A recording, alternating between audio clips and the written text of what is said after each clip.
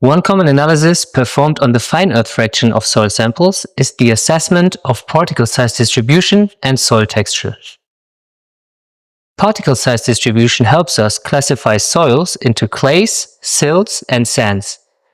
The soil texture influences water retention, aeration, root proliferation, and nutrient availability, among other processes. To determine the particle size distribution for fine earth fractions above 63 micrometers, we rely on sieving.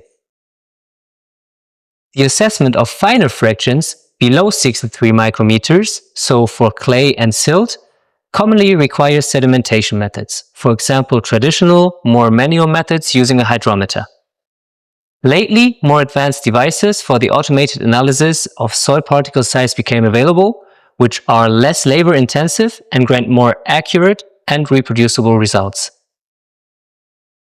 We can then plot the grain size distribution, and the soil can be classified using the soil texture triangle.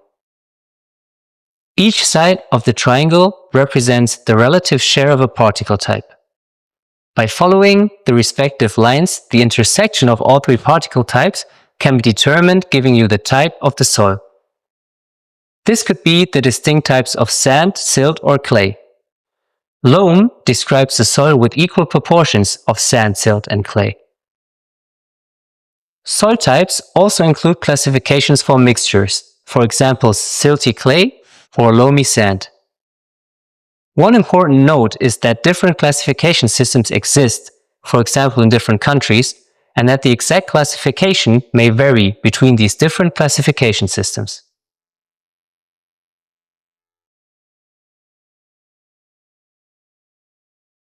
The particle size distribution is fundamental to understanding soil behavior. The texture of soil, that is, the proportions of sand, silt, and clay, can for example determine how tight or loose particle aggregates are, which in turn influences the overall soil structure. Thus, particle size distribution and the soil texture affects virtually all subsurface processes, such as water infiltration, nutrient availability, root proliferation, or microbial activity.